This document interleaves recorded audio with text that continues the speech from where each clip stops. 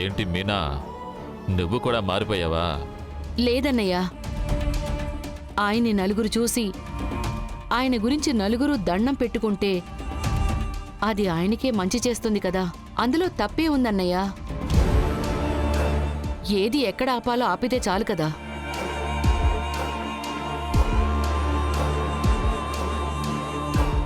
లేదు, ఇది కరెక్ట్ కాదు. మీనా కూడా మన చెయ్యి దాటిపోతే ఈ ఇంట్లో మనకంటూ ఏ నమ్మకం లేకుండా పోతుంది. వెంటనే సరిచేయాలి.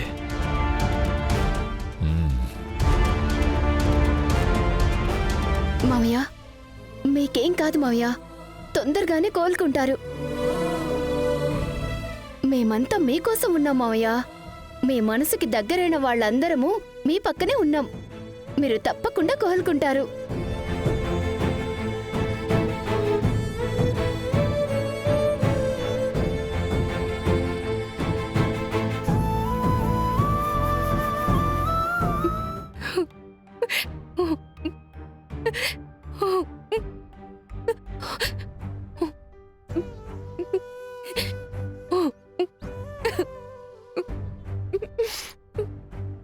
వర్షిణి,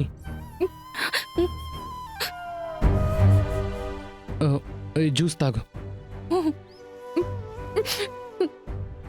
ఏడవద్దు వర్షిణి, మామకేం కాలేదు కదా.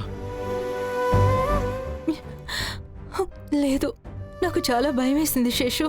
మా నాన్న అలా మెదలకుండా పడుకొని ఉండడం చూస్తేనే నాకు కష్టంగా ఉంటుంది. అందుకే నేను నాన్న రూమ్ కూడా పెద్దగా వెళ్ళడం లేదు. కానీ నాన్న అంటూ ఒకరున్నారు, ఎప్పుడో ఒకప్పుడు నయమై వస్తారు అనే నమ్మకం ఉండేది. కానీ ఈరోజు ఆ కొద్దిసేపు అందరం భయపడిపోయాం. ఇదంతా మామ తొందరగా కోలుకుంటారనడానికి సిమ్టమ్స్. కావాలంటే చూడు, మామకి తొందరగానే నయమై నడిచొచ్చి నీతో మాట్లాడతాడు. నీకు నచ్చిందంతా కొనిస్తాడు. నీకు నచ్చిన చోటుకి తీసుకొని వెళ్తాడు. నీకు నచ్చినట్టు ఒక మంచి లైఫ్ని ఏర్పాటు చేస్తాడు. నిజంగానా? అవును. ముందెప్పుడైనా అడుగుంటే ఇంత నమ్మకంతో చెప్పేవాడినో కాదో, కానీ ఇప్పుడు నాకు నిజంగా నమ్మకం ఉంది. మామ తప్పకుండా తిరిగొస్తాడు. ఎందుకంటే మామను చూడను అన్న రవిబావ కూడా ఇప్పుడు ఇంట్లో మనతో ఉన్నాడు కదా. బంగారి సిస్టర్ కూడా మామని కేరింగ్గా చూసుకుంటున్నారు కదా. కొత్తగా డాక్టర్ని కూడా మార్చాం. ట్రీట్మెంట్ కొత్తగా చేయబోతున్నాం. వీటన్నింటికీ మించి నువ్వు మీ నాన్న కోసం ఇంత ఫీల్ అవుతున్నావు కదా వర్షిణి. ఆయన నీకోసం ఖచ్చితంగా కోలుకొని వస్తారు, చూస్తూ ఉండు. Thank you Seshu. నువ్వు ఇలా మాట్లాడేసరికి నా మనసుకి తేలిగ్గా అనిపిస్తుంది. నాకెందుకు థ్యాంక్స్ చెప్తున్నావు? ఇది నా బాధ్యత. నేను వేరే ఎవరో కాదుగా. లేదు, నాన్నకి ఇలా అయిందని నేను చాలా లోన్లీగా ఫీల్ అవుతున్నాను. నువ్విప్పుడు మాట్లాడింది వింటే నాకు చాలా ధైర్యంగా ఉంది. ఇదిగో చూడు, నీకే కష్టం అనిపించినా ఎప్పుడు షేర్ చేసుకోవాలన్నా ఏం ఆలోచించొద్దు. నేనెప్పుడూ రెడీగా ఉంటాను. నేను ఇలాగే నీకు సపోర్టుగా ఉంటాను, నీకు తోడుగానే ఉంటాను. వర్షిణి, నేను చిన్న వయసు నుంచే నీతోనే కదా ఉన్నాను. ఎప్పుడు నేను నిన్ను వదిలి వెళ్ళిపోలేదు వర్షిణి.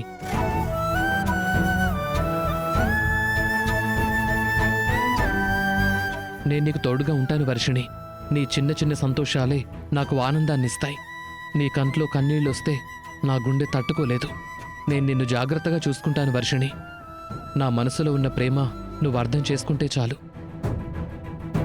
శేషు, శేషు, ఏంటి? నువ్వు జ్యూస్ తాగు, జ్యూస్ తాగు.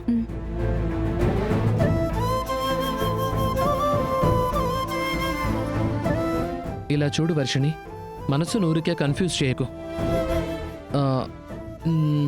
నువ్వు రెస్ట్ తీసుకుంటావా లేక మనం ఎక్కడికైనా బయటకెళ్ళి వద్దామా? లేదు, నేను పడుకుంటాను. ఇంకేమైనా ఉంటే నేను నిన్ను పిలుస్తాను. సరే, తాగేసే, కొంచెమే ఉంది. చాలా? సరే సరే, వెళ్తాను. నువ్వు రెస్ట్ తీసుకో.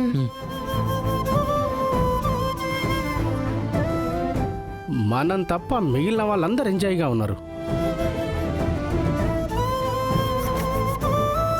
శేషు బ్రో, ఏంటి అత్త కూతురికి జ్యూసా? బ్రో, అంటే ఈ ఇంట్లో కొత్తగా ఒక లవ్ ట్రాక్ మొదలైందన్నమాట. ఇది నేను ఇలా మిస్ అయ్యాను. బ్రో ఇది కొత్తదేం కాదు బ్రో, చాలా పాతదే. ఎప్పటికీ తనే నాకు. నా ఫస్ట్ లవ్, కరెంట్ లవ్ అన్నీ తనే బ్రో. కొద్ది రోజులు గ్యాప్ వచ్చేసరికి తను నన్ను వదిలేసి చాలా దూరం వెళ్ళిపోయింది. ఇలా మనసు కష్టపడుతున్నప్పుడే పక్కన ఉంటేనే కదా తనకి నా మీద కొంచెం ఫీలింగ్స్ అవి వస్తాయి. కరెక్ట్గా గురి చూసి కొట్టావురా. అయ్యో రామా, అంటే నీకు సిగ్గుపడడం కూడా తెలుసారా? ఏం చేస్తానులే, ఈ ఇంట్లో నేను ఒక్కొనే సింగిల్గానే అయిపోయాను. ఆ?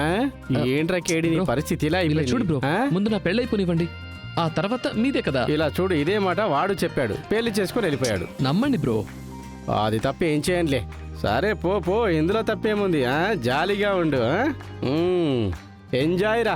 మనం ఇలా ఊరు మొత్తాన్ని కలుపుకుంటూ పోతే సింగిల్గానే ఉంటాం. ఛీ, ఇప్పటి నుంచే సింగిల్గా వదిలేశారు. ఈ లోపు వెళ్ళి రెడీ చేసేసుకుందాం. భగవంతుడా. జయ, మణి, ఎందుకు ఏడుస్తున్నావు? మణి అన్నయ్య ఎలా ఉన్నాడు? జయరామ్కి ఏం కాదు, ఇంటికి తీసుకొని వచ్చేసాము. ఇంకా మీద ఎలాంటి సమస్య లేదని డాక్టర్స్ చెప్పేశారు. నీ కూతురు బంగారీనే జయరామ్కి కొత్త డాక్టర్ని అపాయింట్ చేసింది. నువ్వు ధైర్యంగా ఉండు జయ. ఇదంతా నా వల్లనే.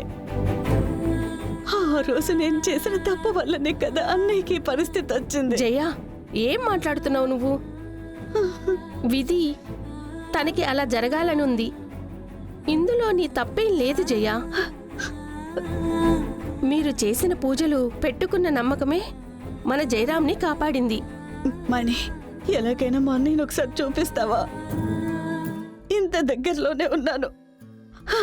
అన్నయ్యని మాత్రం ఒక్కరోజు కూడా చూసుకోలేకపోతున్నాను.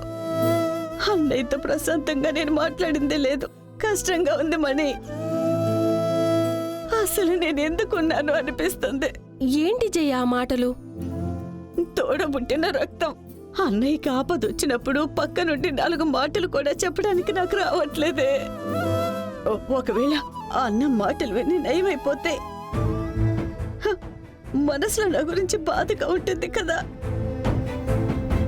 నాకున్నట్టే కదా మా అన్నయ్యకి ఉంటుంది. ప్లీజ్ మణి, ఎలాగైనా మా అన్నయ్యని చూడాలి. నీ కాళ్ళు పట్టుకుంటాను. ఏం చేస్తున్నావు నువ్వు? సరే ఉండు, ఇంట్లో ఎవరైనా ఉన్నారా అని చూసి వచ్చి సరే. నిన్ను తీసుకెళ్తాను.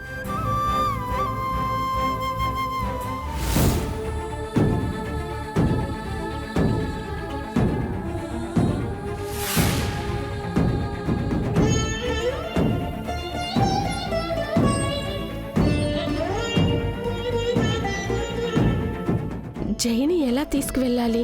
ఇంట్లో ఎవరైనా ఉన్నారో ఏమో.